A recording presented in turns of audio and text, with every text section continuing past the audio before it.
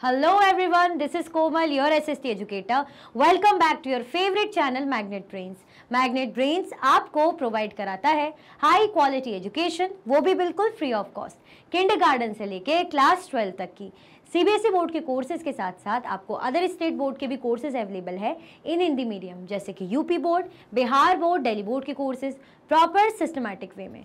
कोई दिक्कत परेशानी आपको नहीं होगी। डेली प्रैक्टिस के क्वेश्चंस भी मिलेंगे, प्रैक्टिस भी करते जाइएगा। ई बुक्स और ई नोट्स की लिंक आपको डिस्क्रिप्शन बॉक्स में अवेलेबल है, तो भटकने की बात नहीं बनती है। आज का हमारा टॉपिक क्या है? Protecting the rights of Dalits and Adivasis. कैसे जो दलित्स हैं और आदिवासीज हैं इनके राइट को प्रोटेक्ट किया जाएगा, क्योंकि बहुत ज़रूरी है। हमने देखे थे फंडामेंटल राइट्स जो किस काम आते हैं भाई, इन्हीं जैसे लोगों के काम आते हैं। क्योंकि जो लोग हैं ना, स्पेशली अगर हम बात करें मेजॉरिटी ग्रुप, वो करते हैं ना अपनी पावर शो करते हैं, है ना, डिस्क्रिमिनेट करते हैं, इनइक्वालिटी क्रिएट करते हैं, तो उसके लिए हमने लॉस पढ़े थे। उसके बाद हमने सेकंड जो हमारा जो इससे पहले का टॉपिक था उसमें हमने कैसे रिजर्वेशन पॉलिसी के बारे में पढ़ा था कि क्या करती है गवर्नमेंट, लॉस को इनेक्ट करती है, कानून बनाती है ताकि इक्वालिटी हो, इक्वालिटी क्रिएट करे, सोशल जस्टिस हो, और सिर्फ लॉस के थ्रू नहीं, स्कीम्स लाती हैं, है ना, स्कीम्स के साथ साथ पॉलिसीज़ लाते हैं। जैसे हमने रिजर्वेशन पॉलिसी का एग्जांपल देखा था कि भाई सीट्स रिजर्व कर दी जाती है SC/ST कैटेगरी के लोगों के लिए। क्लियर? तो इन सब चीज़ों के थ्रू क्या होता है, इक्वालिटी प्रमोट करी जाती है। क्लियर? मतलब गवर्नमेंट सिर्फ ये रिस्पॉन्सिबिलिटी नहीं रखती कि भाई इनके साथ प्रॉब्लम है तो इसको सुलझाओ, वो ये भी चाहती है कि प्रॉब्लम को सॉल्व करने के साथ साथ ये जो रूट कॉज है कि इनके साथ भेदभाव हो क्यों रहा है, तो उसको भी ख़त्म करे। तो इक्वल पे लाए, इक्वालिटी की बात करते हैं, ठीक है, उसके लिए काम करते हैं। आज हम क्या करेंगे, जो टॉपिक है हमारा protecting the rights of Dalit and Adivasi. तो भाई इनका राइट तो हम प्रोटेक्ट करेंगे ही। आप क्या करो, फटाफट से लाइक शेयर कर दो, ठीक है, फटाफट से आप क्या कर दीजिए, लाइक शेयर कर दीजिए। फिर इनका राइट तो प्रोटेक्ट होता ही रहेगा, वो तो होना ही है, हो ही रहा है, और अच्छी बात है, होना भी चाहिए। तो आप क्या कर दो, फटाफट से लाइक शेयर कर दो। उसके बाद स्टार्ट करते हैं आज के टॉपिक से। क्लियर? चलो, क्या है हमारा topic? Protecting the rights of Dalit and Adivasi, यानी दलित आदिवासी वही जिनको हम बोलते हैं SC/ST कैटेगरी की हम बात करते हैं, ठीक है। चलो, in addition to policies our country also has specific laws that guard against the discrimination and exploitation of marginalised communities. क्या बोल रहे हैं, जरा देखो इसको अच्छे से।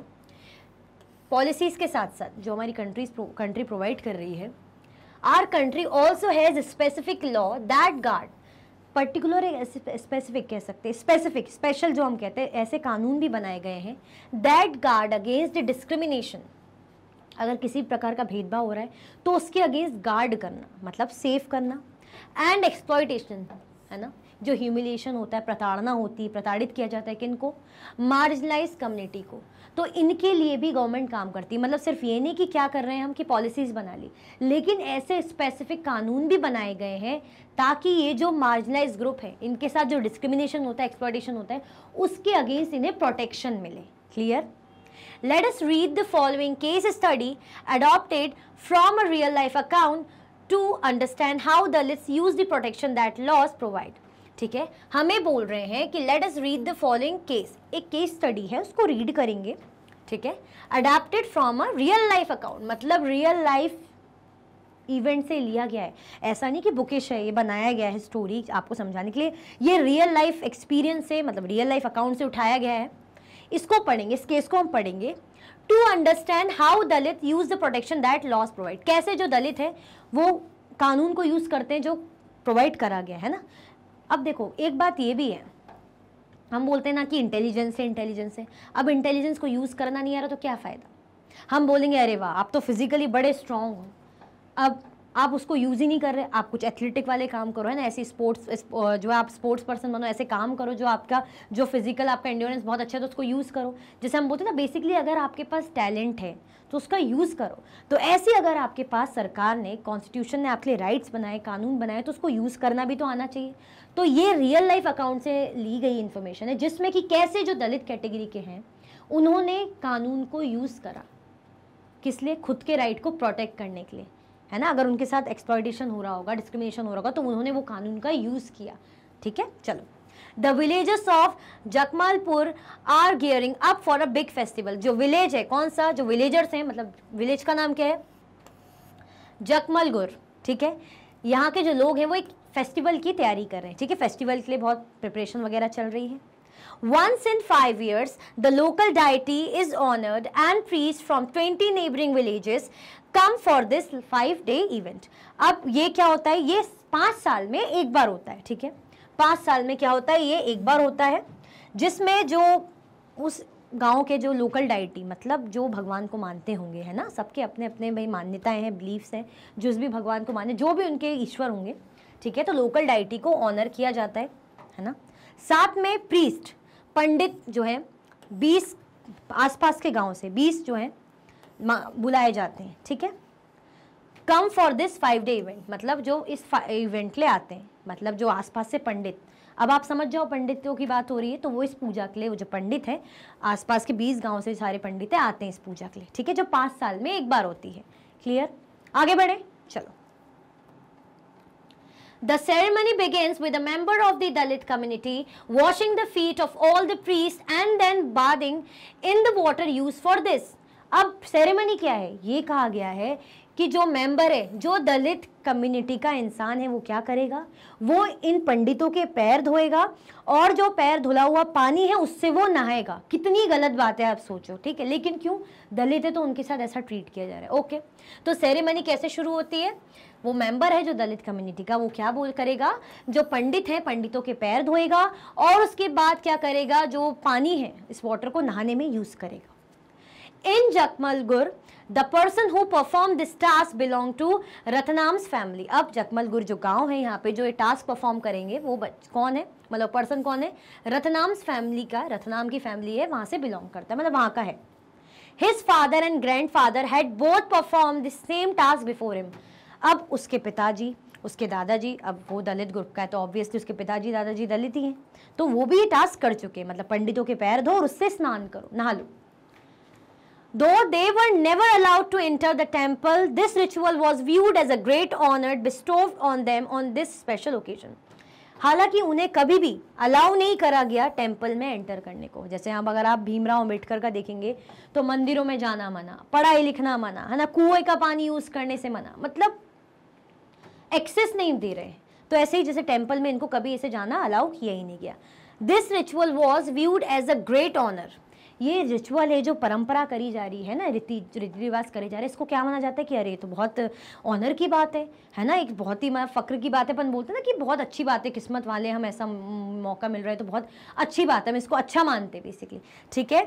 This ritual was viewed as a great honour bestowed on them on this special occasion, है ना, कि इतने अच्छे पवित्र मौके पे, स्पेशल ओकेजन पे, अवसर पे ये चीज़ें कर रहे हैं। क्लियर, तो किसको भाई चुना गया, रतनाम फैमिली के जो हैं, जिनके पिताजी और दादाजी भी ये काम कर चुके हैं। क्लियर, चलो। Now it was Ratnam's turn. अभी किसकी बारी है, अभी रतनाम की बारी है। ये बारी किसकी है, रतनाम की बारी है। Ratnam was all of 20 years studying engineering in a nearby college. He refuse to perform the ritual. Ratnam क्या है भाई, एजुकेटेड है, पढ़ रहा है, इंजीनियरिंग कर रहा है। इंजीनियरिंग आसान बात नहीं है, ठीक है, कर रहा है, वो पास के कॉलेज से वो इंजीनियरिंग कर रहा है, लगभग 20 साल का है वो। उसने मना कर दिया कि मैं ये रिचुअल नहीं करूँगा, जबकि उसके दादाजी, उसके पिताजी करते आए हैं, ठीक है, तो अब उसकी बारी थी, उसने मना कर दिया, मैं नहीं करूँगा। He said that he had no faith in this practice and that his family members were forced to perform this ritual because they were Dalits। उसने बोल दिया सबके सामने, उसने कहा मुझे इन चीज़ों में कोई भरोसा नहीं है, मैं इन चीज़ों में कोई विश्वास नहीं रखता और ये मेरे घर वालों से इसलिए कराया जा रहा है, क्यों, क्योंकि हम दलित फैमिली से हैं, इसलिए आप ये काम मेरे घर वालों से करवा रहे हो, ठीक है। He said that he had no faith in this practice and that his family member were forced to perform this ritual because they were Dalit। और उसकी फैमिली को क्या करा जा रहा है, फोर्स किया जा रहा है ये काम करने को, क्यों, क्योंकि वो क्या है, दलित है। क्लियर, चलो, ठीक है। उसने क्या करा, उसने बोल दिया कि मैं दलित हूँ इसलिए आप मुझसे करवा रहे हो। Ratnam's refusal angered both the powerful caste in the village and some families from his own community. अब रतनाम ने जैसी मना करा तो जो पावरफुल कास्ट वाले लोग थे, पंडित वगैरह और भी लोग हैं, वो गुस्से में आ गए कि इसकी इतनी हिम्मत, ये हमें ऐसे बोल रहा है। और कुछ तो जो उसकी खुद की कम्युनिटी के लोग थे वो भी नाराज हो गए कि अरे यार ये क्या कर रहा है, ये गड़बड़ कर रहा है लड़का, ये क्या बोल रहा है, इतनी बड़ी बातें, इसकी हिम्मत ऐसे कैसे बढ़ गई जो सबके सामने मना कर रहा है, जो कि हम करते आ रहे हैं। The powerful caste were shocked that such a young boy had the guts to refuse। जो पावरफुल कास्ट के लोग थे उन्हें लगा कि अरे ये जो यंग बॉय है उसकी इतनी हिम्मत, मतलब उसमें इतने गट्स है कि उसने सबके सामने मना कर दिया। क्लियर, तो अच्छा है ना, मजेदार। हिम्मत चाहिए होती बोलने के लिए, एजुकेशन भी बहुत इंपॉर्टेंट रोल प्ले करती है। आगे बढ़े, चलो।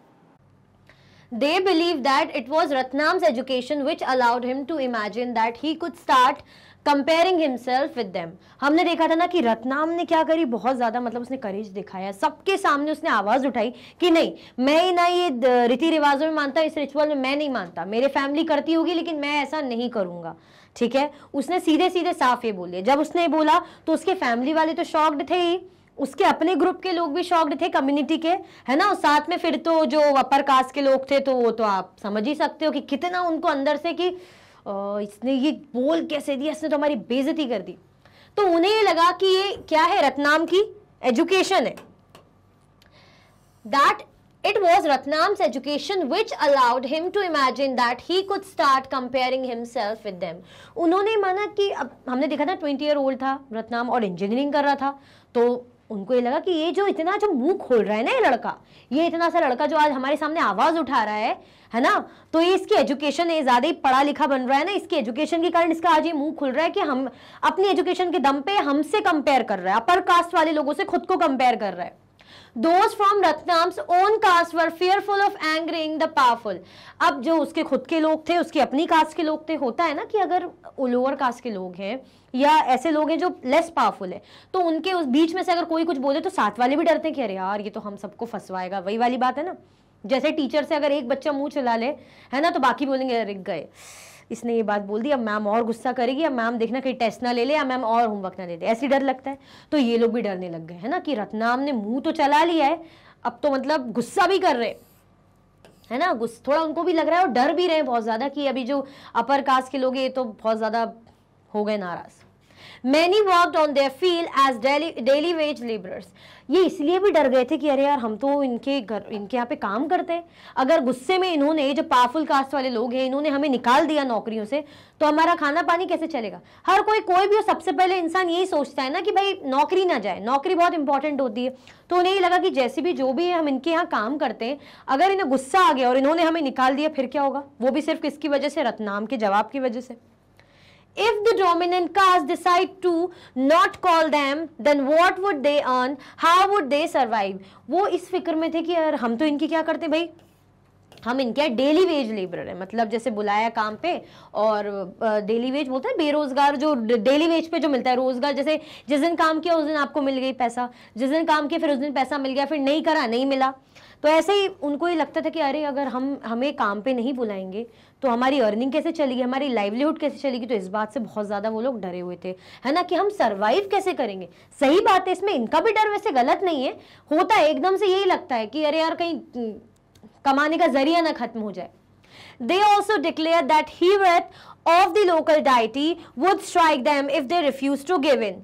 उन्होंने भी ये डिक्लेयर कर दिया है ना, ठीक है, उन्होंने भी डिक्लेयर कर दिया that the wrath of the local deity, अगर जो गुस्सा है, wrath मतलब जो गुस्सा है, जो बोलते हैं ना हमारे गांव के जैसे लोकल डाइटी, मतलब जो जिस विलेज के थे वो, तो वहां के जो देवता है अगर वो नाराज हो गए, अगर उनको गुस्सा प्रकोप जैसे बोलते हैं ना वो आ गया, तो जिसके कारण क्या होगा, उन पर भी असर पड़ेगा। ठीक है, तो they also declare that the wrath of local deity would strike them if they refuse to give in. अगर ये मना करेंगे तो भाई जो है देवता का प्रकोप इन पे पड़ेगा। ऐसे बोला जाता है ना, तुमने अपमान किया है, तुमने बात की, वो मतलब मना कर दिया है, तो अब देवता का तुम पे प्रकोप आएगा, अब देखना महामारी फैलेगी, ये फैलेगा, सब बर्बाद हो जाएगा, गांव तहस नहस हो जाएगा। ऐसा मूवीज में आपने सुना होगा। तो वो लोग भी डर रहे थे। मतलब रत्नाम ने क्या करा, हिम्मत दिखाई, ठीक है, उसने कुछ गलत नहीं किया। कुछ अगर अच्छा पाना होता है तो आपको सबसे हटके ही रहना पड़ता है, भीड़ से हटके काम करने में ही दिखता है कि भाई कितना आप में करेज है, और तभी कुछ अलग होती हैं चीजें, तभी कुछ नई चीजें। पता है ये बात सही है, अगर भीड़ से हटके काम करोगे ना तो सब आपको बोलेंगे, पीठ पीछे बोलेंगे, सब आप पे गुस्सा करेंगे, है ना, क्योंकि उनको लगे या तो कुछ नहीं कर सकते या तो खुद डरे हुए होंगे। अकेले रहोगे, अलग अलग रह के हिम्मत करके दिखाओगे तो कोई दिक्कत नहीं है, मतलब हिम्मत होनी चाहिए बेसिकली। क्लियर। तो ऐसे उसने हिम्मत दिखाई। अब वो भी डरता कि अरे यार ये तो मेरे घर वाले करते हैं, मैं भी कर लेता हूँ, लेकिन नहीं, उसने सोचा कि भाई ये तो गलत है, ऐसा कुछ भी नहीं कर सकते, ये किस बेसिस पे हमसे ऐसा करवा रहे हैं कि भाई इनके पैर धोएं और हम उस पानी से नहाएं, ये तो बहुत गलत बात है। क्लियर। चलो, Ratnam argued that given that not a single Dalit had ever entered the temple, how could the deity be angry with them?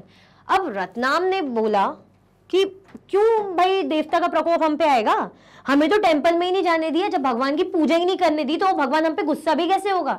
वही बात है ना कि हम जब जानते ही नहीं तो वो हम पे कैसे गुस्सा होगा। सेम वही बात वो बोल रहा है। रत्नाम ने आर्ग्यू करा, मतलब कहा नहीं, आर्ग्यू करा, उसने भी बात रखी अपनी, that not a single Dalit had ever entered the temple, एक सिंगल दलित कभी भी टेंपल पे उसको एंट्री मिली ही नहीं है, कभी उसने भगवान देखने का मौका भी नहीं मिला, मिलने का मौका ही नहीं मिला, मंदिर के अंदर एक को भी कभी जाने का मौका ही नहीं मिला। तो कैसे भाई जो देवता है हमसे नाराज होंगे, हम पे गुस्सा करेंगे, ये कैसे हो सकता है। ठीक है, The powerful caste decided to teach Ratnam a lesson. His community was ordered to ostracize him and his family, and everyone was told that no one should speak or do any work for them or with them. अब वही होता है ना, जैसे बाहर कर देना इस तरीके से कि भाई इनको अलग कर दो, अलग थलग कर दो, है ना, ना इनसे कोई बात करेगा, ना इनसे कोई रिलेशन रखेगा। ठीक है, तो the powerful caste decided to teach Ratnam a lesson. अब पावरफुल कास्ट है भाई, पावर जिसके पास है, भले ही वो गलत है लेकिन पावर तो पावर है, तो उनके पास पावर है। तो अपर कास्ट वाले लोग, पावरफुल कास्ट वाले लोग, उन्होंने सोचा कि इसको तो अब सबक सिखाना पड़ेगा, ये जरा सा लड़का ज्यादा ही बोल रहा है ना, ज्यादा ही इसका मुंह खुल रहा है, तो कुछ ना कुछ तो अभी इसको सबक सिखाना ही पड़ेगा। His community was ordered to ostracize him and his family, and everyone was told that no one should speak or do any work for them or with them. क्या करा, वही होता है ना कि इनको अलग थलग कर दिया गया, कि जैसे होता है ना कि अब ये अलग है, अब ना इनसे कोई संबंध रखेगा, ना कोई भी इवन इन्हीं के लोगों में, ना इनके परिवार से कोई बात करेगा, ना इनके साथ काम करेगा। One night some men entered their part of the village and set his hut on fire. He managed to escape with his mother.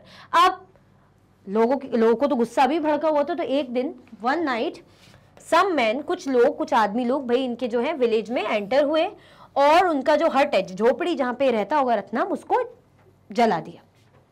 ठीक है, जला दिया। जैसे तैसे वो भाई भागा वहां से अपनी मदर को लेके, जैसे तैसे बच के भागा आग में से और अपनी मदर को लेके भाग गया। ठीक है, एस्केप कर गया, जैसे तैसे बच गया। क्लियर, मतलब अभी भी चैन नहीं है, उसका घर तक जला रहे। घर क्या चीज होती है, वैसे ही झोपड़ी है, हट लिखा है ना, उसमें भी चैन सुकून नहीं है। ठीक है, ये बहुत ऐसा नहीं, हम बोलते हैं ना रिजर्वेशन मिलता है दलितों को, अरे ऐसा वैसा बड़े मजे, उन पर पहले बहुत अत्याचार हुआ है, मतलब आप सोच भी नहीं सकते इतना अत्याचार उन पे होता था। तो अब गवर्नमेंट तो उनके लिए करेगी, इसलिए अत्याचार ही नहीं करना था, या तो नहीं करते भाई, अच्छे से रहते। Ratnam then went to file a case in the local police station under the Scheduled Caste and the Scheduled Tribes Prevention of Atrocities Act 1989. Other Dalit families still did not come out in his support as they were scared that a similar fate might await them if they spoke out. The case was picked up by the local media that led to many journalists visiting the village. अब रत्नाम पढ़ा लिखा था और उसको पता था, है ना, हमने बोला ना कि कैसे अगर आपके पास कोई सुविधा है या आपके पास कोई अधिकार है तो उसको यूज करना भी आना चाहिए। नहीं आता, नहीं पता, बात और है, लेकिन पता है तो यूज करो। तो रत्नाम को पता था, तो उसने पुलिस स्टेशन में क्या कर दिया, उसने एफआईआर फाइल, जो केस फाइल कर दिया। ठीक है, under the scheduled caste and the scheduled tribes prevention of atrocities act. ठीक है, 1989 बहुत इंपॉर्टेंट है। कौन सा एक्ट है, क्या नाम है इसका, इसका नाम है scheduled caste and the scheduled tribes prevention of atrocity act 1989। ठीक है, इसके तहत रत्नाम ने पुलिस स्टेशन में, लोकल पुलिस स्टेशन में क्या कर दी, जो केस फाइल करा दिया। ठीक है, other Dalit family still did not come out his support. अब जो ऑब्वियसली जो लोग तो चाहते ही नहीं थे, अगर इनको तो वैसे ही अलग किया हुआ है, इनको अगर इनके सपोर्ट में आएंगे तो भाई कहीं ऐसा ना हो कि हमारा नाम भी खराब हो, हमारा घर भी ऐसा ना जला दिया जाए, है ना, हमें भी अलग थलग ना कर दिया जाए, तो कोई हमसे संबंध नहीं रखेगा, कोई हमें काम नहीं देगा, तो कैसे हमारी जीवनी चलेगी। ठीक है, सबको टेंशन होती है। तो जो अदर दलित फैमिलीज थी उन्होंने सपोर्ट में वो नहीं आए, as they were scared that a similar fate might await them if they spoke out. उन्हें लग रहा था कि सेम फेट मतलब सेम तरीके से चीजें जो इनके साथ हुई वैसी किस्मत कहीं हमारी भी ना रहे, है ना, जैसे इनके साथ हुआ वही कहीं हमारे साथ भी ना हो कि घर जला दे, है ना, या हमें अलग कर दे सबसे। ठीक है, the case was picked up by the local media. अब मीडिया को पता चल गया, ये जो केस है मीडिया को पता चल गया। That led to many journalists visiting the village. अब जो जर्नलिस्ट है उनको क्या है, उनको तो मिलती न्यूज और चलते बनते। ठीक है, न्यूज अवेयरनेस तो ज़रूरी तो होती है, मीडिया के थ्रू हमें इन्फॉर्मेशन मिलती है। तो क्या हो गया भाई, जो जर्नलिस्ट हैं, जो मीडिया वाले हैं, वो गए गांव में, चले गए। जैसे उन्हें पता चला कि इस इन्फॉर्मेशन के बारे में कि ऐसा ऐसा हुआ, ऐसा ऐसा करा, आग लगा दी गांव में, है ना। अगर अभी भी इन जनरल पे आपको कोई न्यूज़ सुनने में आती कि कहीं गांव में ऐसा हो रहा है कि भाई एक लड़के ने मना कर दिया, दलित लड़के ने, तो उसका घर जला दिया, तो आप भी सोचोगे ना कि ये तो बहुत गलत हुआ, आपको भी गुस्सा आएगी। ठीक है, क्लियर। चलो, Ratnam was written about as a symbol of Dalit action. अब रत्नाम को कैसे लिखा गया, जैसे दलित एक्शन की तरह, एक सिंबल है किसका, दलित एक्शन का। The ritual was called off, but his family was forced to move out as they continued to be ostracized by the powerful caste in the village. अब जो रिचुअल है वो क्या हो गई, कॉल्ड ऑफ। कॉल्ड ऑफ यानी cancel हो जाना, है ना, इस तरीके से बोलते हैं, कॉल्ड ऑफ, खत्म हो जाना, कैंसिल हो जाना, इस तरीके से वो रिचुअल नहीं हुई। लेकिन जो उसकी फैमिली है उसको फोर्स करा गया to move out as they continue to be ostracised by the powerful caste in the village. क्यों, क्योंकि अभी भी जो पावरफुल कास्ट वाले एकदम से तो सुधरते नहीं, कह रहे एक बार में सबको अकल आ गई। अगर ऐसी होता तो कितनी अच्छी बात थी, तो ऐसा नहीं था। ठीक है, उन्होंने क्या करा, कंटिन्यूसली उनके साथ ऐसा होता रहा, तो उनको भाई विलेज से जाना ही पड़ा। क्लियर। तो मीडिया के कारण ये तो है कि रत्नाम को ऐसा सिंबल लिया गया कि दलित एक्शन हुआ है, जिसमें भाई एक सिंबल है, कौन, रत्नाम। ठीक है, और ये जो रिचुअल था इसको कैंसिल कर दिया गया, ये नहीं हुआ। लेकिन फिर भी उनको वहां से जाना पड़ा, क्योंकि जो अपर कास्ट वाले लोग थे, जो पावरफुल कास्ट वाले लोग थे, वो रहने तो देते नहीं। क्लियर। चल, In your opinion, does the force put on Ratnam to perform this ritual violate his fundamental rights? आप खुद सोचिए, आपकी राय में फंडामेंटल राइट हमें सबको पता है। ठीक है, तो ये जो रिचुअल हो रही थी कौन सी, यही जो कि पंडितों के जो पंडित आए हैं उनके पैर धो के उससे नहाना, उस पानी से। तो ये जो रिचुअल के फोर्स किया जा रहा था कि नहीं नहीं तुम्हें तो ये करना पड़ेगा, तुम तो दलित कैटेगरी से हो, तो तुम्हारी फैमिली भी करती आई है, तुम्हारे पिताजी तुम्हारे दादाजी ने भी किया है, तो you also have to do this, है ना, यानी फोर्स कर रहे थे। ओके, तो क्या ये जो रिचुअल है वॉयलेट कर रही है फंडामेंटल राइट को? Is this ritual violate his fundamental right? Fundamental right जो मौलिक अधिकार है, क्या वॉयलेट कर रही है, आप बताइए। क्यों उसी से पैर धुलवाए जा रहे? कोई भी धोले ना, दलित कास्ट वालों से क्यों? यानी आप उसको अपने जैसा लेवल का समझ नहीं रहे हो, डिस्क्रिमिनेशन कर रहे हो उसके साथ। तो उसका क्या फंडामेंटल राइट वॉयलेट हो रहा है, खनन हो रहा है कि नहीं? हाँ, हो रहा है। देखते हैं answer. Yes, the force put on Ratnam to perform this ritual violates his fundamental right. बिल्कुल उसके साथ जबरदस्ती की जा रही। किस बेसिस पे? भेदभाव करा गया ना कि आप दलित हो, आपके तो दादाजी, आपके ग्रैंडफादर, आपके फादर ये करते हैं, आप भी करो। दैट मीन्स उनका जो फंडामेंटल राइट है उसको खनन किया जा रहा है, उसका वॉयलेशन किया जा रहा है, यानी आप इक्वल नहीं समझ रहे। जबकि कॉन्स्टिट्यूशन ने क्या कहा है, राइट टू इक्वालिटी की बात कही है। ठीक है, तो राइट टू इक्वालिटी कहाँ हो रही है? नहीं हो पा रही ना। उसको इक्वल समझते तो बात ही क्या थी, फिर तो किसी से भी रिचुअल कराओ, चलो कराना भी है किसी से भी करवाओ, चलो अपनी कास्ट वाले लोगों से करवा लो, खुद ही आप कर लो। अगर आप अपर कास्ट के लोग आप कर लो, चलो आप लोग करते हो। ठीक है, चलो। Why do you think the Dalit families were afraid of angering the powerful caste? क्यों आपको ऐसा लगता है ये जो दलित फैमिली है वो डर रही थी? वो इसलिए डर रही थी कि अरे भाई ये पावरफुल कास्ट वाले कहीं नाराज ना हो जाएं, वैसे ही नाराज हो गए कहीं और ना भड़क जाए रत्नाम के कारनामे के कारण, कि रत्नाम ने जो रिफ्यूज करा, रत्नाम के रिफ्यूजल के कारण। क्यों भाई, हर किसी को यही प्यारा है अपनी लाइवलीहुड, है ना, कि अगर कहीं इनके हम काम करते हैं, डेली वेज वर्कर हैं, अगर ये लोग हमें काम पे ही ना बुलाए तो हमारी लाइवलीहुड कैसे चलेगी, हम सर्वाइव कैसे करेंगे? ठीक है, देखते हैं answer. The Dalit families were afraid of angering the powerful caste because they depended on them for their livelihood. Obviously, उनकी जो डिपेंडेंस थी वो इन्हीं पे ही तो थी अपनी लाइवलीहुड के लिए, क्योंकि अपर कास्ट वाले लोग, पैसे वाले लोग थे, वो इनको काम देते थे, काम के लिए बुलाते थे। जो भी काम कराएं, जैसा भी काम कराएं, साफ सफाई जो भी करवाते होंगे, एटलीस्ट पैसा तो आता था ना इनके पास, कम से कम अपना घर तो चलाते थे, खर्चा तो चलाते थे, 2 वक्त की रोटी तो मिलती थी। तो वो इसीलिए डरे हुए थे कि अगर ये लोग नाराज हो गए तो कहीं ऐसा ना हो कि हमें भी अलग थलग कर दे, हमें भी काम वाम देना छोड़ दे। क्लियर? चलो। The Scheduled Caste and the Scheduled Tribes Prevention of Atrocities Act 1989। अभी कौन से एक्ट की बात हो रही है? जो शेड्यूल कास्ट और schedule tribes, schedule caste SC और schedule tribes ST, prevention of atrocities act. ठीक है, 1989 क्या कहता है? Ratnam sought the support of law, filing his complaint under the above act to protest against the domination and violence of the powerful caste in his village. This act was framed in 1989 in response to demands made by Dalits and others that the government must take seriously the ill treatment and humiliation Dalits and tribal groups face in an everyday sense.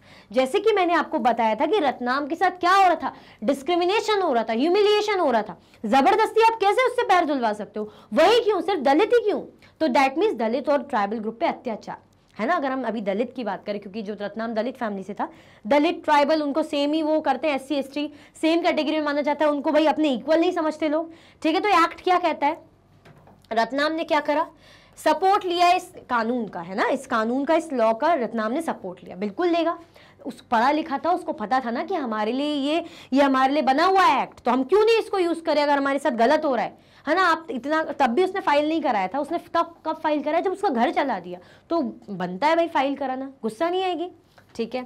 Filing is complaint under the above act to protest against the domination, क्या हो रहा था, protest था उसका एक तरीके, जिस तरीके से उसने फाइल करा था केस, तो क्या था, ये जो प्रोटेस्ट था, क्यों, ये जो डोमिनेशन और जो वायलेंस कर रही थी पावरफुल कास्ट उसकी विलेज में, है ना।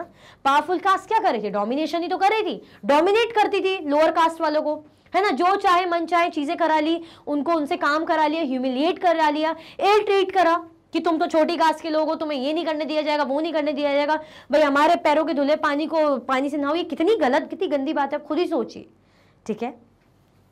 This act was framed in 1989. ये एक्ट कब फ्रेम हुआ था, 1989 में, ठीक है। कौन सा एक्ट है, फिर से देख लो, the schedule caste and the schedule caste tribes prevention of atrocities act 1989 in response to demands made by Dalits. ये डिमांड बनाई किसने थी, दलित्स ने डिमांड बनाई थी, ठीक है। किसने बनाई थी डिमांड, दलित्स ने डिमांड बनाई थी, and others that the government must take seriously. मतलब डिमांड क्या करी थी दलित ने, ये दलित लोगों के द्वारा ही बनाया गया हुआ, मतलब उन्होंने ही बोला था, मतलब डिमांड की होगी ना कि हम पे अत्याचार होता है, क्यों हमें डोमिनेट किया जाता है, हमारे साथ वायलेंस होता है, पावरफुल कास्ट हमें इल ट्रीट करती है, ह्यूमिलिएट करती है, तो हम क्या करें, हम तो गवर्नमेंट से ही मदद मांगेंगे ना। तो गवर्नमेंट ने भाई जो लॉ है ये बनाया गया, ठीक है, in response to demands made by Dalit and other that the government must take seriously the ill treatment and humiliation, जो प्रताड़ना होती है, जो परेशान किया जाता है, डोमिनेट किया जाता है दलित को और इवन ट्राइबल ग्रुप को, जो वो अपने एवरीडे लाइफ में झेलते हैं, रोज रोज उन्हें झेलना पड़ता है, हर छोटी सी छोटी चीज में उन्हें नीचा दिखाया जाता है, उन्हें वो अपॉर्चुनिटी, वो चीजें एक्सेस करने को नहीं मिलती जो लोग अपर कास्ट वाले एक्सेस कर पाते हैं। जैसे हमने देखा था ना टेंपल की बात है कि टेंपल में कभी एंटर तक नहीं करने दिया, भगवान कभी ऐसा कहता है कि नहीं अनटचेबल्स को मेरे पास मत आन दो, भगवान तो कभी ऐसा नहीं कहता। क्या कहीं भगवान ने लिख के दिया है, ये इंसानों ने अपने आप ही बना लिया है, जो कि बहुत गलत है, क्लियर। तो ऐसा नहीं करना चाहिए, और ऐसा होता था पहले, इसीलिए आज इन्हें रिजर्वेशन, क्यों इनके लिए इतने एक्ट और रिजर्वेशन, ये लॉ बने, इसीलिए क्योंकि अभी भी कहीं ना कहीं इनके साथ प्रताड़ना होती ही होगी, ठीक है। 100% कुछ भी अच्छा या 100% कुछ भी बुरा नहीं होता, क्लियर। चलो,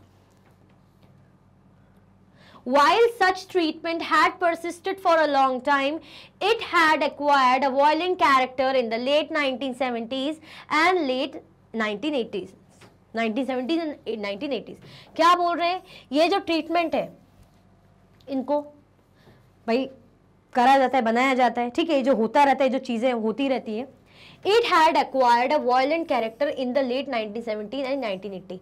इसने अपना वायलेंट एक थोड़ा सा और ज्यादा खतरनाक रूप कब लिया, जब लेट 1970s और 80s में। During this period in the part of southern India a number of assertive Dalit group came into being and asserted their rights. They refused to perform their so called caste duties and insisted on being treated equally. Like Ratnam, they refused to follow practices located in the humiliation and exploitation of Dalits. अब जैसे चीजें धीरे धीरे तो चल रही थी, लेकिन चीजें होती ना इंटेंस, कभी कभी सिचुएशन बहुत इंटेंस हो जाती है, न्यूज आती कि अरे वहां के लोग तो और भड़क गए, ऐसा हुआ तो और भड़क गए, है ना। क्योंकि हमने ये स्टार्टिंग में ही पढ़ा था कि ये जो केस हम पढ़ेंगे रत्नाम का, ये रियल अकाउंट से लिया गया है, यानी रियल इंफॉर्मेशन है, ये बुकिश नहीं है कि बुक में बनाई है स्टोरी, ये रियल से है। तो ऐसे ही बाकी जैसे बोल रहे इस पीरियड की बात करें 1970s, लेट 1970s और 80s की, जो इस पीरियड में क्या हुआ, सदर्न इंडिया की बात करें, है ना, साउथ इंडिया की बात करें, सदर्न एरियाज में इंडिया के बहुत से ऐसे दलित ग्रुप गुस्से में भड़के हुए थे। वो आए अपने राइट को क्या करने, भाई अपने अधिकार को जताने कि भाई हमारा अधिकार है, हमें ये राइट मिला हुआ है ना।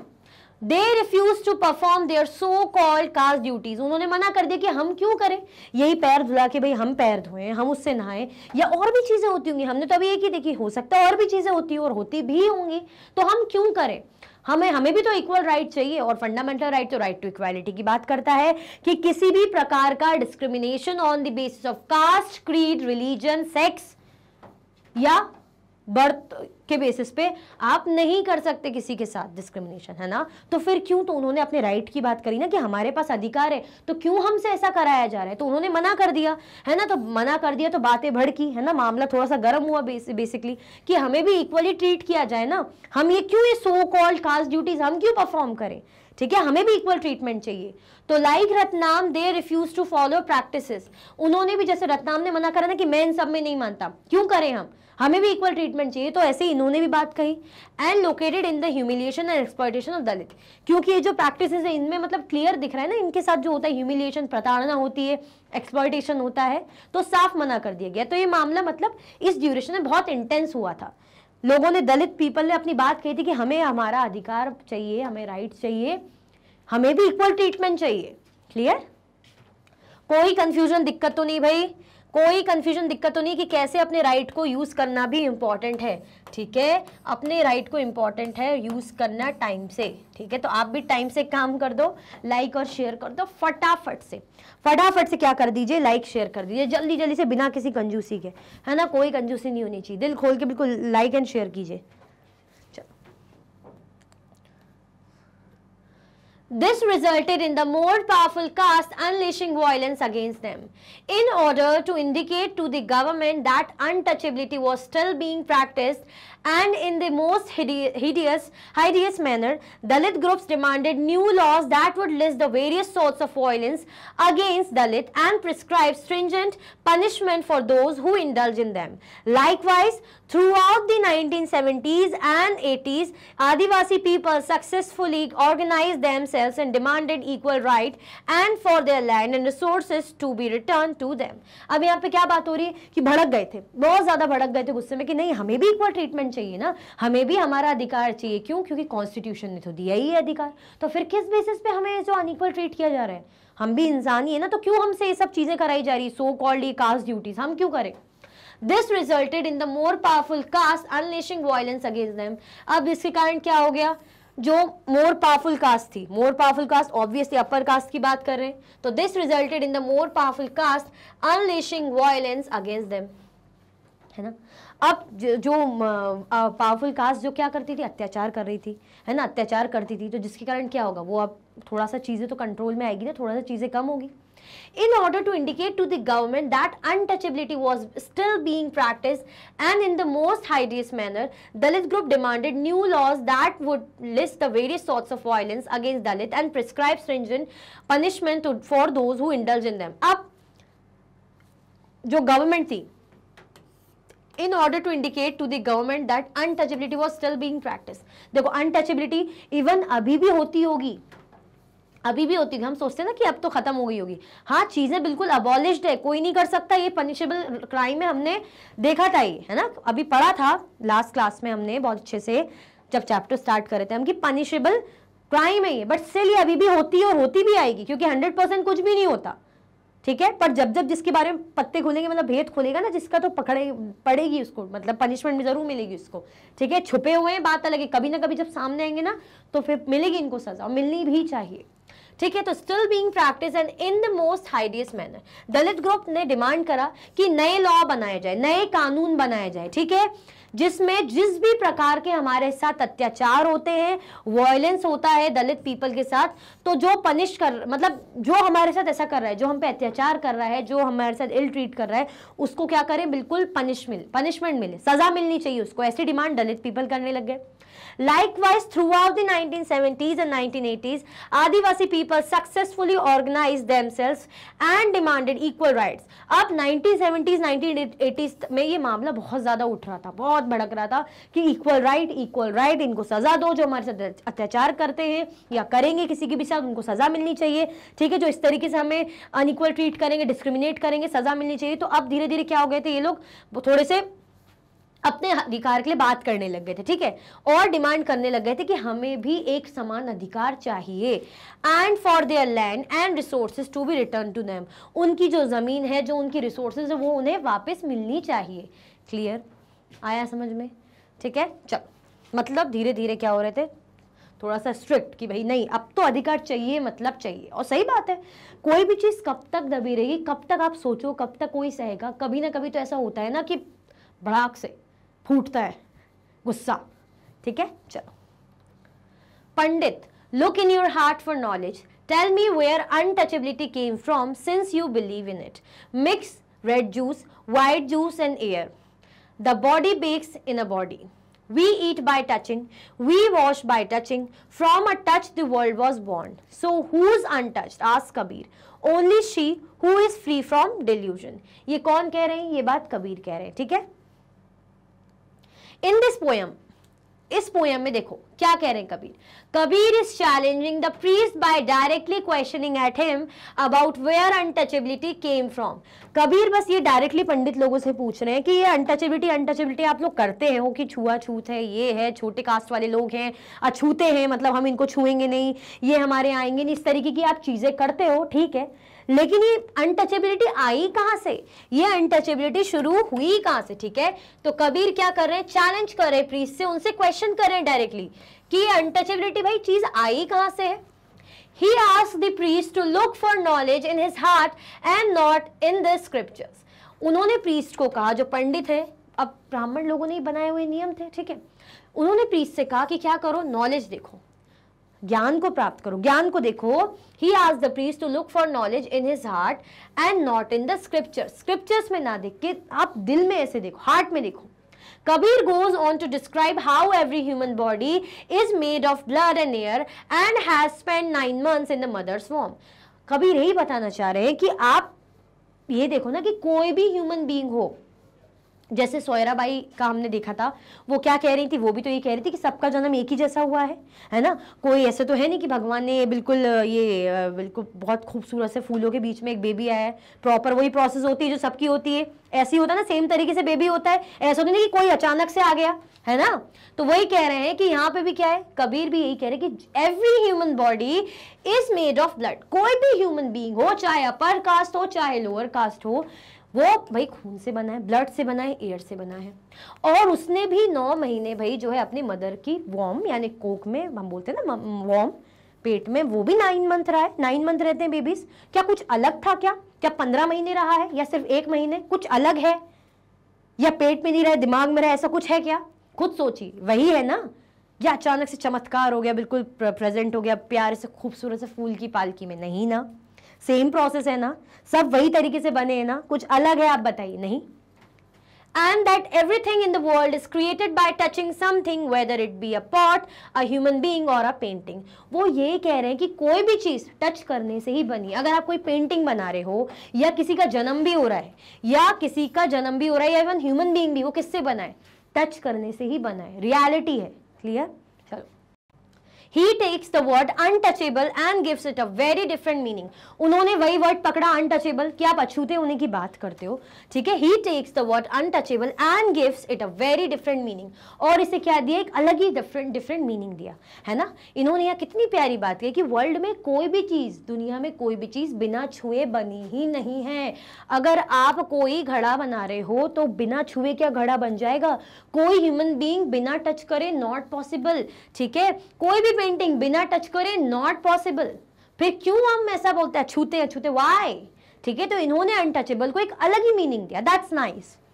He claims that untouchability is the highest state of knowledge. It means not to be touched by narrow limited ideas। बहुत अच्छी बात कही, बहुत प्यारी बात कही इन्होंने ये क्लेम कर दिया कि जो अनछुए ना, जो जिनको अछूते माना जाता है, अनटचेबिलिटी जो करते हैं, untouchability is the highest state of knowledge. Untouchability क्या है? एक हाईएस्ट स्टेट ऑफ नॉलेज है। अछूती चीज ऐसी है जो एक लेवल की, बहुत ही हाई लेवल का ज्ञान है, ज्ञान है जिसको it means not be touched bye narrow limited ideas, जिनको ये जो नैरो है ना, ये जो ऐसे छोटे सोच, छोटे आइडियाज, छोटे जो विचार है ना, ये लोग नहीं टच कर सकते इसको। क्लियर? इनने बहुत अच्छी बात कह दी, ना जैसे हम बोलते हैं ना, अरे तो अछूते हैं हम नहीं छुएंगे, तो उन्होंने कह दिया कि ये जो अछूते हैं इसको, अनटचेबिलिटी को वही नहीं छू पाएंगे जो छू भी नहीं सकते वो लोग। ये जो अछूते हैं, जो अनटचेबिलिटी, बड़ी ही अच्छी चीज है। क्या है? स्टेट ऑफ नॉलेज है, हाईएस्ट स्टेट ऑफ नॉलेज है, जिसको लिमिटेड माइंड वाले लोग छू ही नहीं सकते।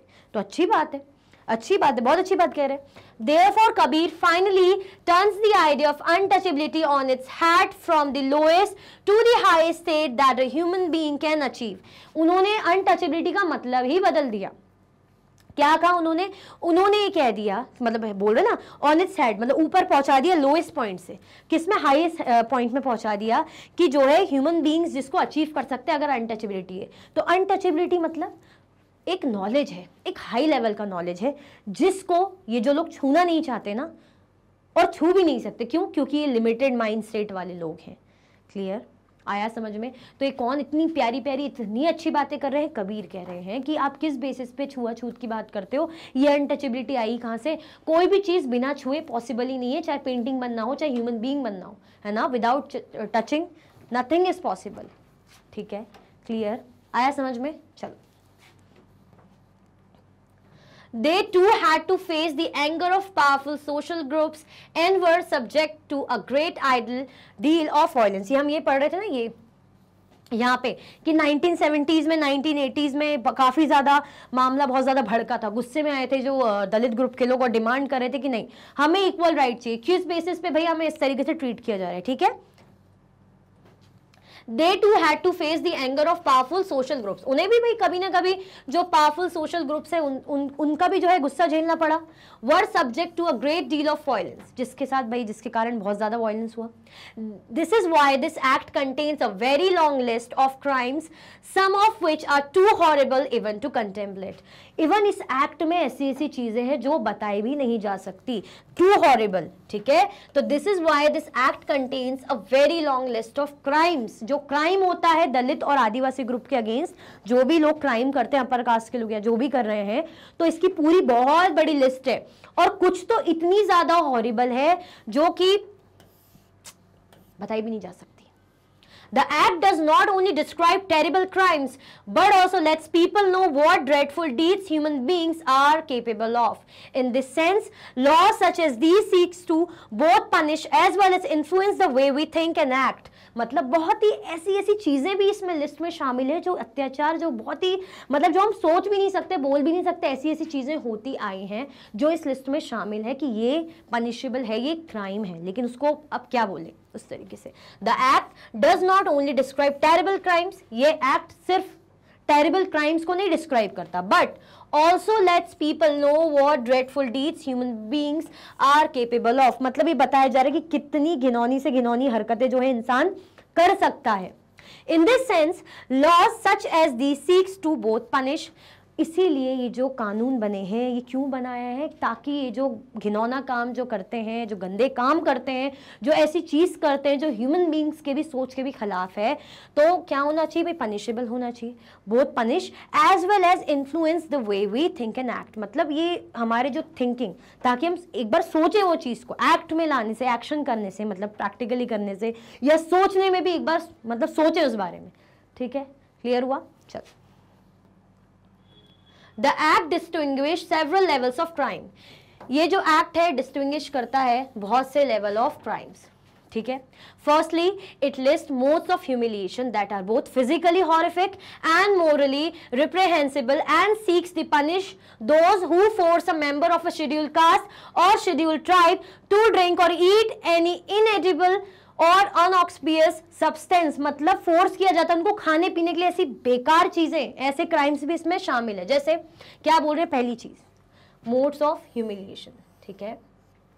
लिस्ट है, मतलब थोड़ी सी हमें लिस्ट बताइए कि that are both physically horrific, physical आपके शरीर के साथ अगर कुछ कर रहे हैं, मार पिटाई या जो भी चीजें हैं तो फिजिकल वे में, और मोरली रिप्रिहेंसिबल, मोरल नैतिक रूप से, ठीक है, and seeks to punish those who, जिसमें पनिशमेंट मिलती किनको, जो फोर्स करते हैं a member of a schedule caste और अ शेड्यूल ट्राइब, क्या बोल रहे हैं, और ईट एनी इनएडिबल और ऑब्नोक्शियस सब्सटेंस, मतलब इसमें बता रहे कि ऐसे ऐसे कृत्य, ऐसे ऐसे काम जो शेड्यूल कास्ट या शेड्यूल ट्राइब्स के लोगों के साथ, जो अपर कास्ट के लोग हैं, है ना, करते हैं, उन पर अत्याचार करते हैं बेसिकली। तो जैसे हमें क्या बोल रहे हैं, फोर्स करेंगे मेंबर को शेड्यूल कास्ट और शेड्यूल ट्राइब की कि वो भाई ऐसी चीजें, है ना, कुछ भी चीजें, खाद्य पदार्थ या ऐसी कोई भी चीजें उन्हें खाने या पीने को कही जाती है ना, कुछ भी ऐसे पदार्थ जो खाने पीने लायक नहीं हो, उन्हें मतलब प्रताड़ित करने के लिए, ह्यूमिलिएट करने के लिए। क्यों? क्योंकि वो छोटी कास्ट के लोग हैं, अछूते लोग हैं, तो यानी वो अछूते हैं तो गंदे हैं क्या, इस तरीके से। Forcibly removes clothes from the person of a member of a scheduled caste or the scheduled tribes, or parades him or her naked or with painted face or body, or commits any similar act which is derogatory to human dignity। मतलब बोल रहे कि क्या करा जाता है, उनके कपड़े उतार दिए पूरे, उनको नेकेड कर दिया, है ना, नेकेड कर दिया और नेकेड उन्हें चलवा रहे।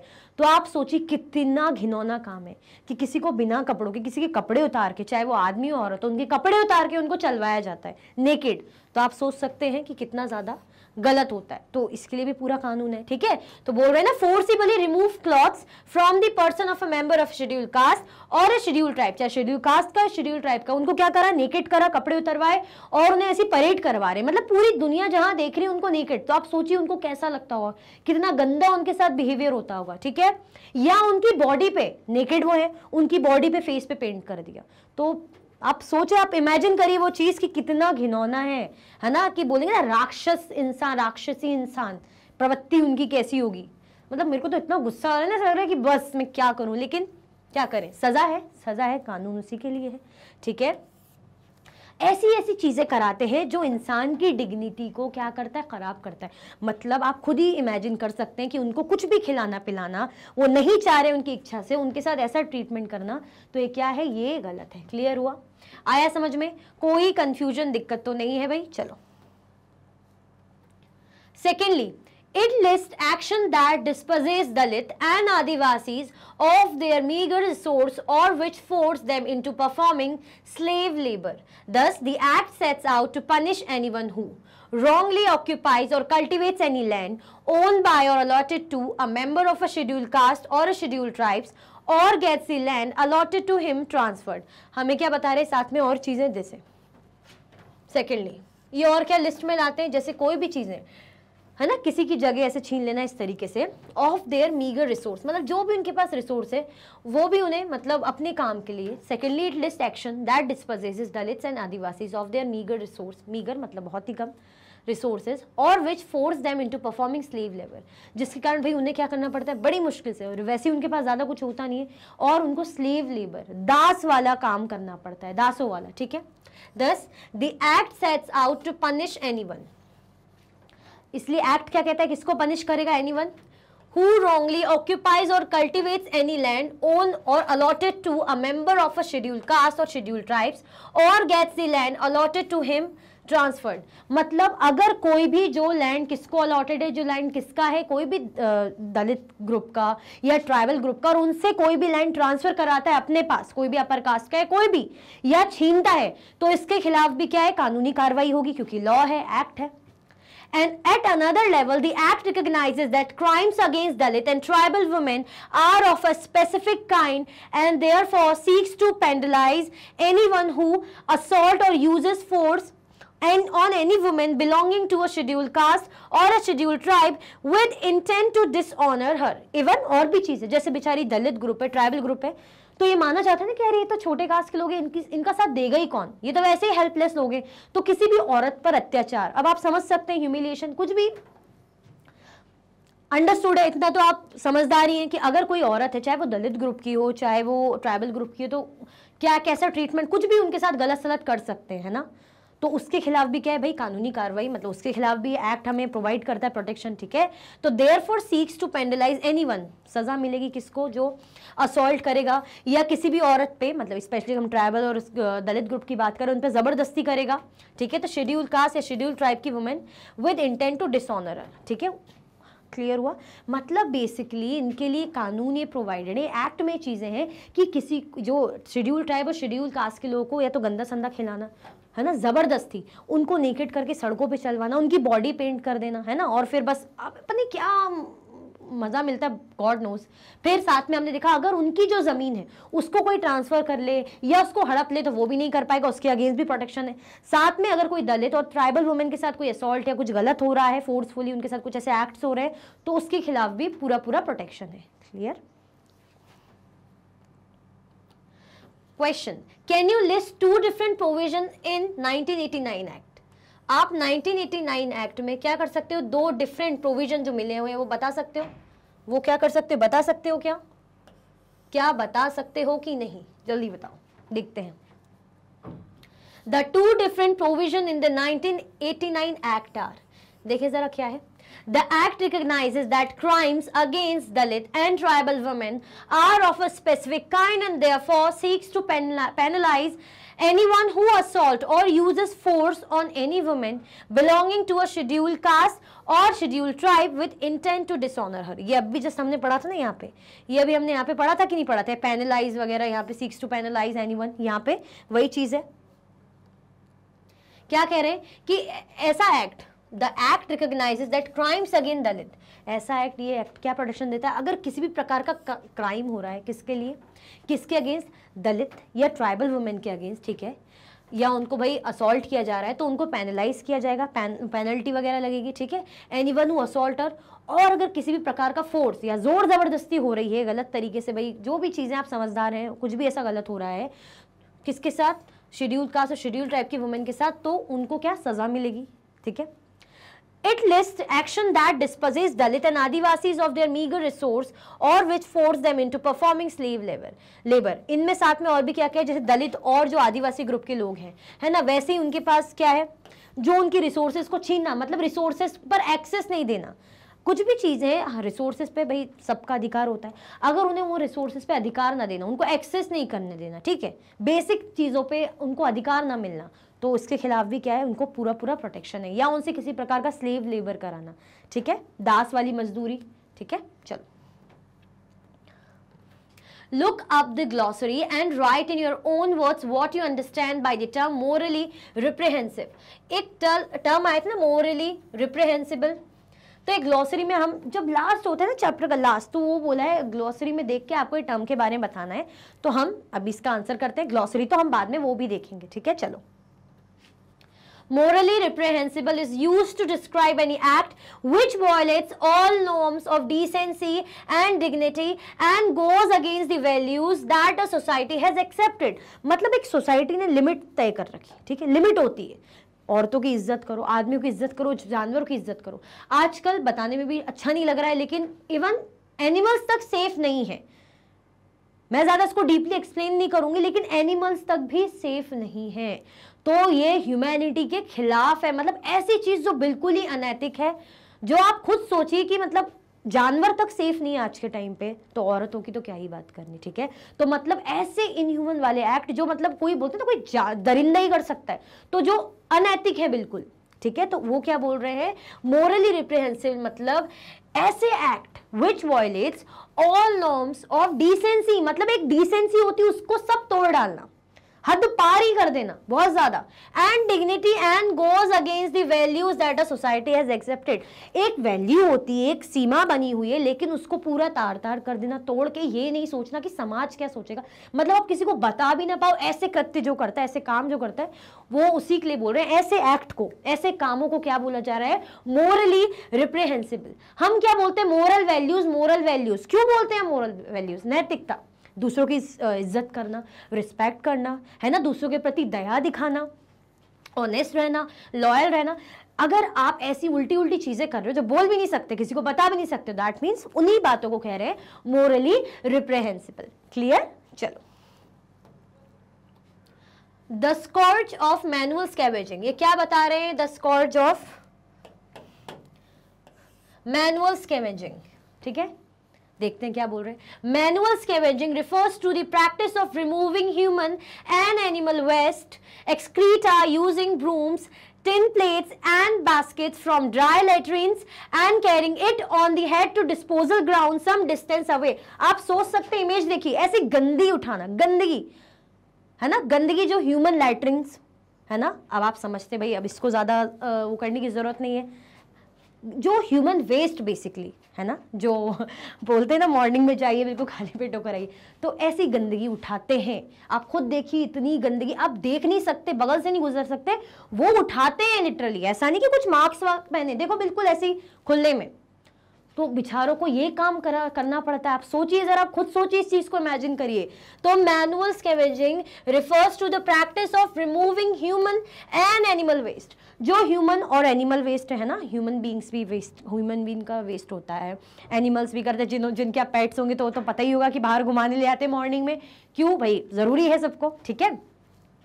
एक्सक्रीटा यूजिंग ब्रूम्स, झाड़ू से साफ कर रहे हैं, आप देख रहे हो झाड़ू से ऐसे कैसे, और वो प्लेट्स जो बोलते हैं सूपा इस तरीके का बोलते हैं, जो उसमें ऐसे झाड़ू से उठाया जाता है, कचरा हम इकट्ठा करते हैं, ठीक है। Plates and baskets from dry latrines and carrying it on the head to disposal ground some distance away, मतलब ये गंदगी आप सोचो, इस सर पे रख के वो दूर तक जाने ट्रेवल करके, सोचो आप, बताने में भी अजीब लग रहा है, आप इमेजिन भी नहीं कर सकते, ठीक है। A manual scavenger is the person who does the job of carrying these filth। Manual scavenger क्या होता है, ये इंपॉर्टेंट टर्म है कि मैनुअल स्कैवेंजिंग क्या होती है।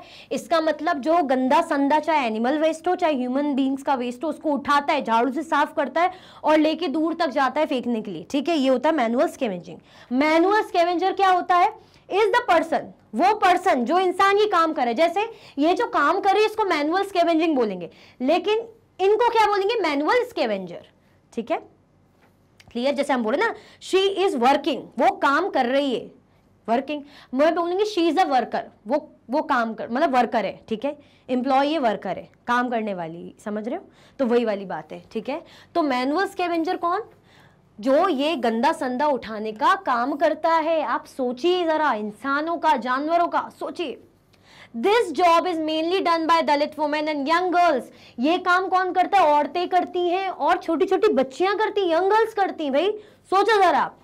According to the Andhra Pradesh-based Safai Karmachari Andolan, an organization working with manual scavengers, there are 1 lakh persons from Dalit communities who continue to be employed in this job in this country and who work in 26 lakh private and community dry latrines managed by municipalities। आप सोचिए, सोचो जरा, ये बता रहे हैं organisation है, ठीक है, कहाँ? आंध्र प्रदेश बेस्ड है, सफाई कर्मचारी, सफाई करने वाला, मतलब हम उसको बोलते हैं, आप हम सोचते हैं अरे ठीक है सफाई, गंदी सफाई, गंदगी आप सोच रहे हो, वेस्ट उठाना किसी का, जानवरों का, इंसानों का वेस्ट उठाना, ठीक है।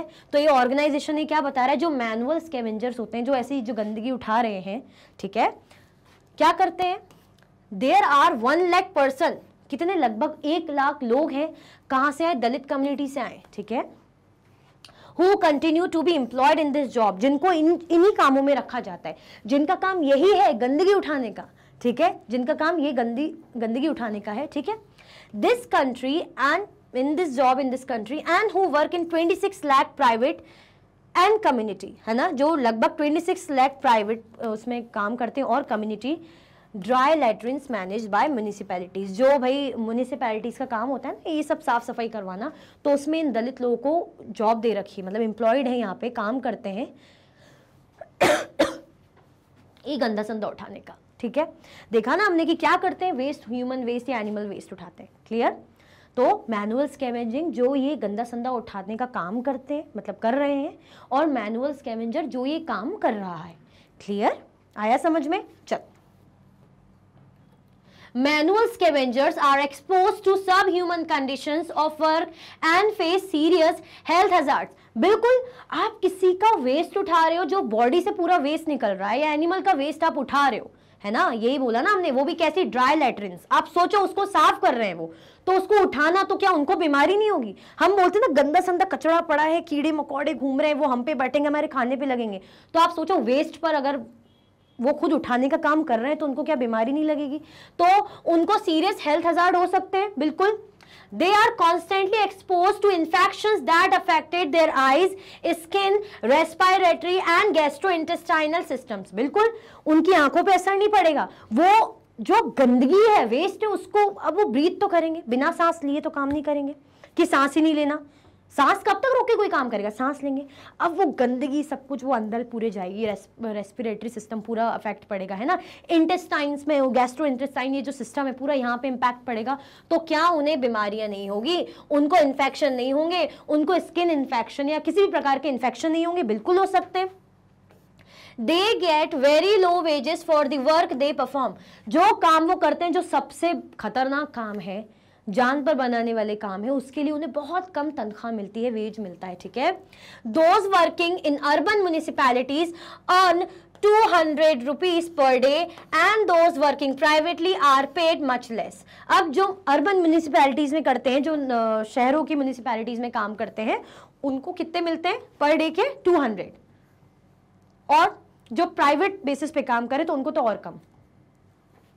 As you have read earlier in this book, the practice of untouchability has been abolished by the Indian Constitution. जैसे कि हाँ, हमने बहुत अच्छे से पढ़ा है कि जो छुआछूत का जो पेज चला था अनटचेबिलिटी का, उसको गवर्नमेंट ने, कॉन्स्टिट्यूशन ने भाई क्लियरली बोला है कि खत्म करा है उसको, ठीक है, क्लियर क्या करा है उसको, अबॉलिश करा है, खत्म करा है हमारे भारत के संविधान ने, कि ये अगर कोई भी किसी भी प्रकार की अनटचेबिलिटी या ऐसी चीजें परफॉर्म करते हुए दिखेगा तो उसको क्या करेंगे, उसको भाई सजा मिलेगी। However, manual scavengers in different parts of the country, Dibangis in Gujarati, Pakis in Andhra Pradesh and the Sikalaris in Tamil Nadu continue to be considered untouchable. फिर भी इनको माना जाता है छुआछूत। क्यों? क्योंकि ऐसा काम कर रहे हैं, इनसे कराया ही काम जा रहा है, ठीक है, इसीलिए इनको क्या माना जाता है?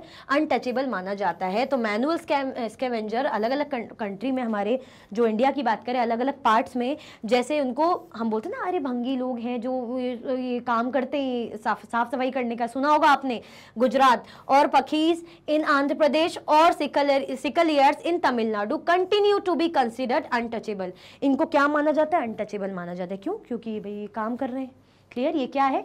मेंबर्स ऑफ सफाई कर्मचारी आंदोलन डिमोलिशिंग अ ड्राई लैट्रिन, ठीक है भाई, जो ड्राई लैट्रिन है उसको क्या करें? डिमोलिश कर रहे हैं। कौन? सफाई कर्मचारी के मेंबर, उनका काम ही यही है। क्लियर? चल, They often live in a separate settlements on the outskirts of the village and are denied access to the temple, public water facilities, etc. अब जिनका काम है ऐसा गंदा संदा बिचारों को उठाना ही पड़ता है, उनका काम ही है ये, क्या करेंगे वो?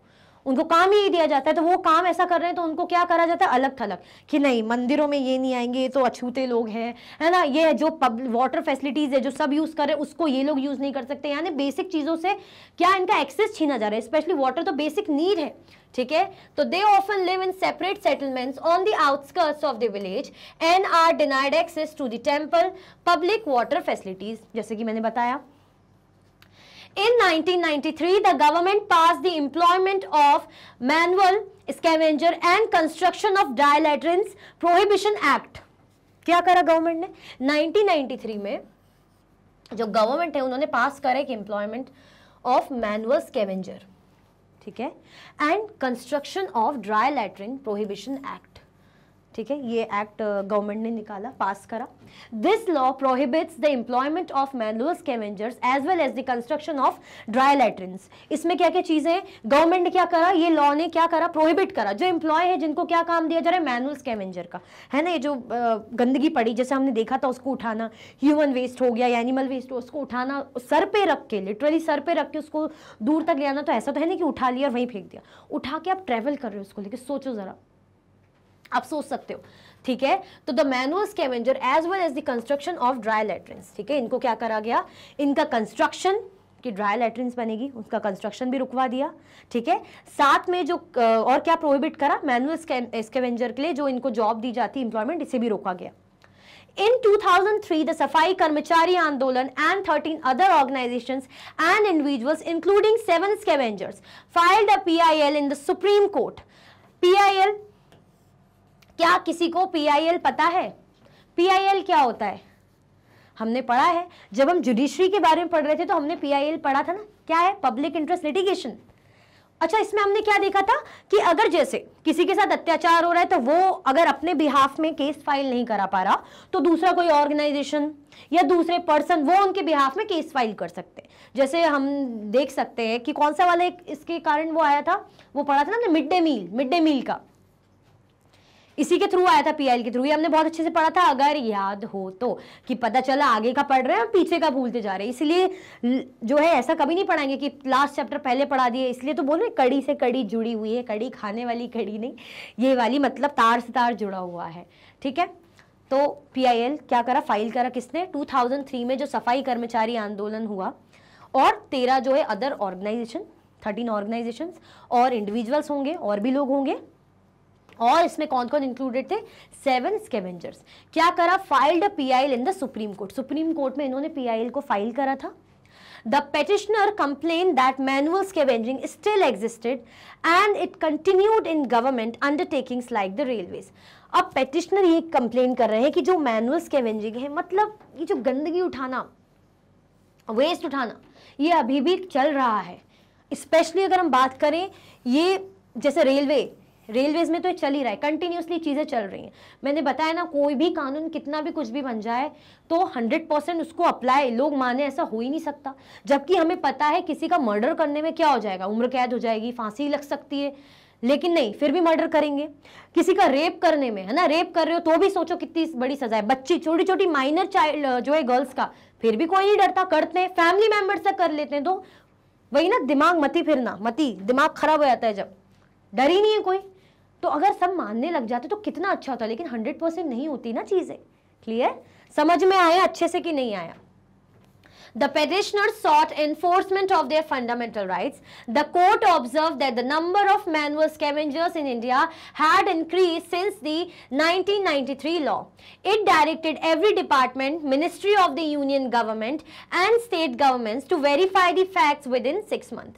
अब वही बात है, जो कोर्ट है, सुप्रीम कोर्ट में जो केस ये चल रहा था, है ना, गए हुए थे, तो जो पेटिशनर है उन्होंने भाई ये फंडामेंटल राइट की जो बात कही होगी, जो कोर्ट है उन्होंने देखा, ये चीज को देखा कि जो स्कैवेंजर है, वही स्कैवेंजर कौन, मैनुअल स्कैवेंजर कौन, जो भाई ये गंदा संदा उठाने का काम कर रहे हैं, ठीक है। तो इंडिया में बढ़ गए हैं, कब से? सिंस 1993 से बढ़ गए हैं। 1993 में जो लॉ बना था तब से। इट डायरेक्टेड एवरी डिपार्टमेंट, इन्होंने क्या करा, सारे जो भी डिपार्टमेंट्स उनको डायरेक्ट करा, या मिनिस्ट्री को of the union government and state government, to verify the facts within 6 month. मतलब ये जो फैक्ट है, जरा इनकी जानकारी लगभग मतलब 6 महीने के अंदर अंदर इनके बारे में जानकारी, सारी इन्फॉर्मेशन वगैरह के बारे में मतलब कि मिलनी चाहिए इस तरीके से। If manual scavenging was found to exist, then the government department has to actively take up a time-bound program for their liberation and rehabilitation. The Prohibition of Employment as Manual Scavenger and their Rehabilitation Act came into force on 6 December 2013. अब ये कहा गया कि हम तो ये कह रहे हैं कि वो हो गया है, रोक दिया गया है, तो क्या ऑर्डर दिए कोर्ट ने? क्या कहा? कोर्ट ने कहा कि ये सुप्रीम कोर्ट, यूनियन गवर्नमेंट हो या स्टेट गवर्नमेंट हो, है ना, सारे जो बोल रहे हैं 6 महीने का टाइम है, निकालो, पता करो कि क्या अभी भी ये जो मैनुअल स्कैवेंजिंग है, जो गंदा संदा जो उठाया जाता है, ये अभी भी हो रहा है, ठीक है। If manual scavenging was found to exist, अगर पता चलता है कि अभी भी ये चीज हो रही है, अभी भी गंदा संदा बिचारी जो औरतें हैं, लड़कियां उठाने का, या जो भी दलित ट्राइबल ग्रुप के लोग हैं उठाने का काम करते हैं, ठीक है, then the government department has to actively taken up a time bound programme. अब फिर गवर्नमेंट को बिल्कुल प्रॉम्प्टली कोई ना कोई एक्शन लेना पड़ेगा और प्रोग्राम बनाना पड़ेगा for their liberation and rehabilitation. भाई जो है, जो कर रहे हैं काम, तो उनके लिए तो कुछ ना कुछ करना पड़ेगा ना। पता चलेगा कि अभी भी अगर ये चीज़ हो रही है तो फिर उनके लिए कुछ ना कुछ गवर्नमेंट करेगी, ठीक है। तो क्या करेगी? प्रोग्राम करेगी फॉर, मतलब ऐसा प्रोग्राम, वो प्रोग्राम नहीं पार्टी वाटी वाला, एक ऐसा प्रोग्राम लाएगी, स्कीम जैसा हम ऐसे ही बोलते हैं ना, सुविधा इस टाइप की होगी for their liberation and rehabilitation. हम बोलते हैं रिहेबिलिटेशन कैंप वगैरह। The Prohibition of Employment as Manual Scavenger and their Rehabilitation Act came into force on 6 December 2013. ये एक्ट कब जो है फोर्स में आया था, मतलब प्रैक्टिकली कब ये होना शुरू हुआ था? 2013 6 दिसंबर को।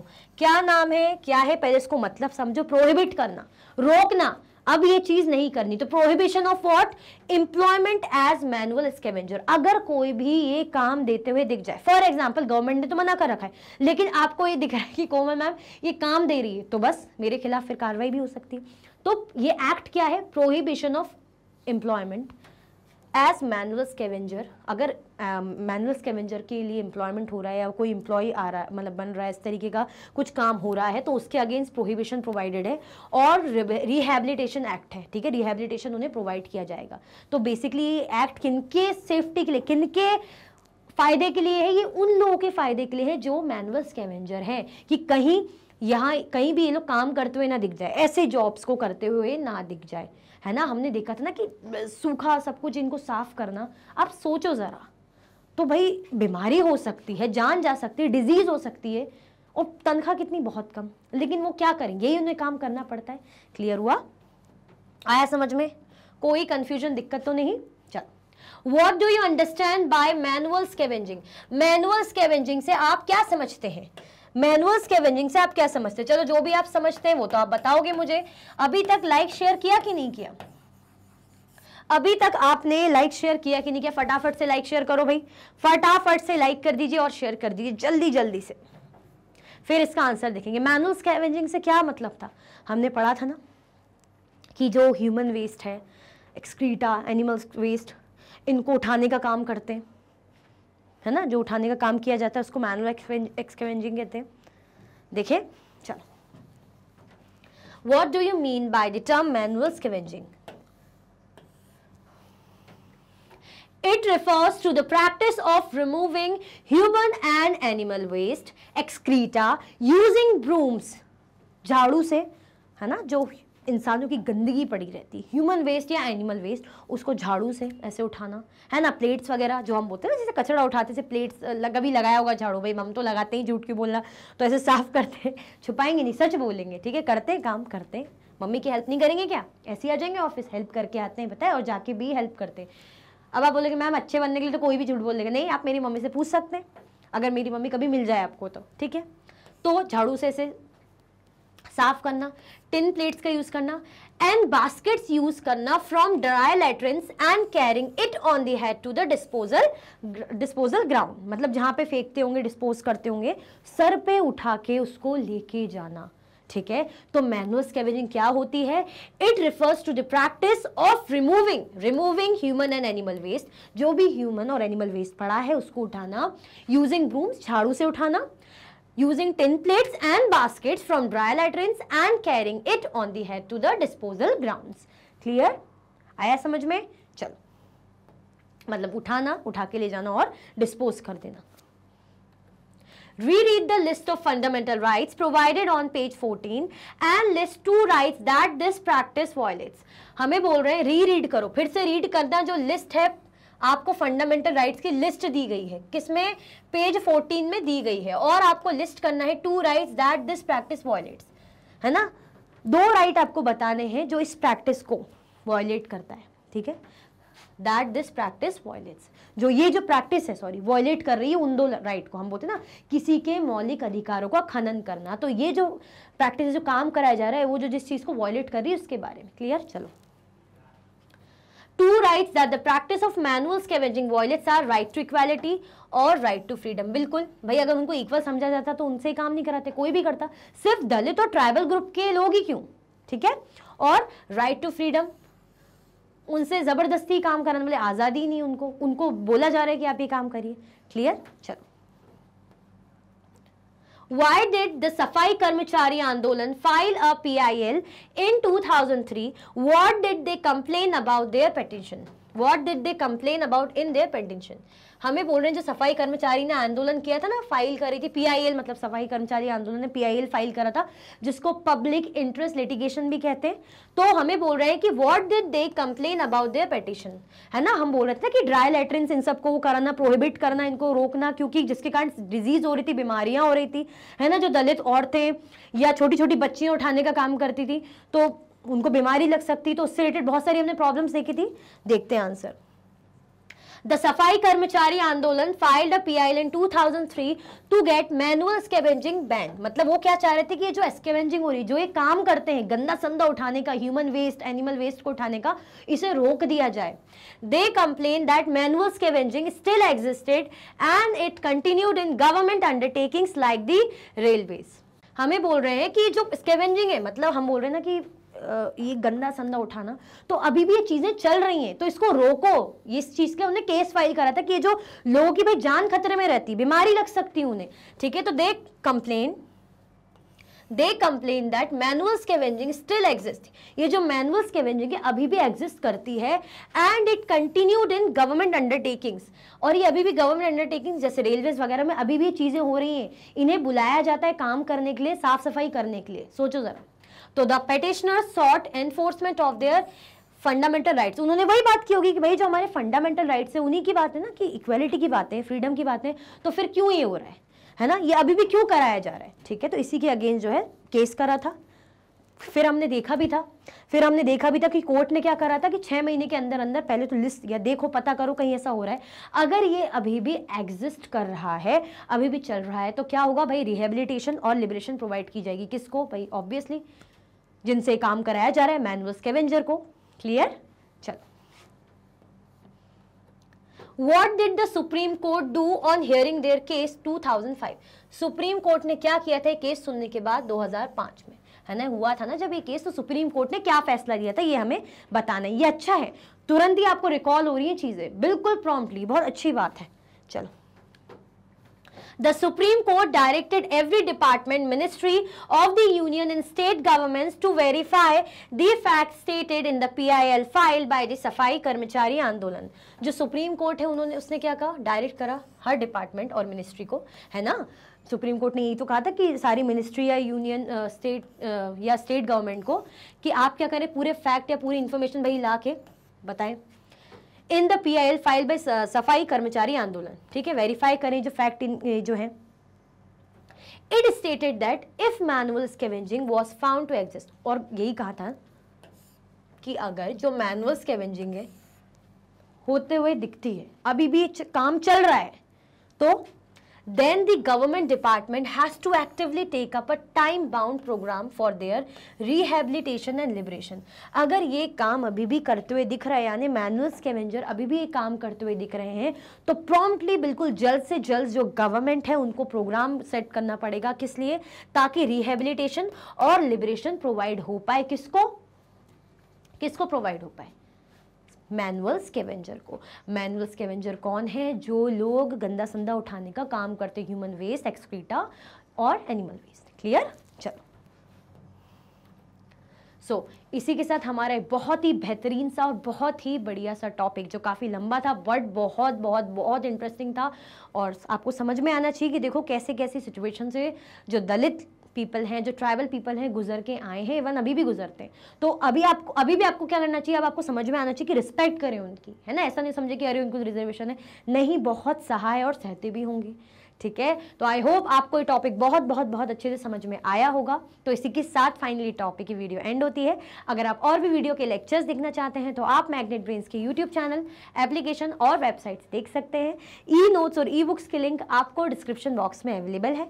ये सारे हाई क्वालिटी के कोर्सेज हैं, जैसे कि CBSE board, Delhi board, Bihar board, UP board, MP board, Rajasthan board, Vedic maths crash course, spoken English courses आपको अच्छी क्वालिटी में और 100% फ्री अवेलेबल है। आप हमें अदर प्लेटफॉर्म पर भी फॉलो कर सकते हैं, फेसबुक, इंस्टाग्राम, एक्स, टेलीग्राम और व्हाट्सएप पे। ज़्यादा से ज़्यादा लाइक कीजिए, ज़्यादा से ज़्यादा शेयर कीजिए और चैनल को सब्सक्राइब करना बिल्कुल भी ना भूलें। अपना ख्याल रखें। Thank you so much for watching.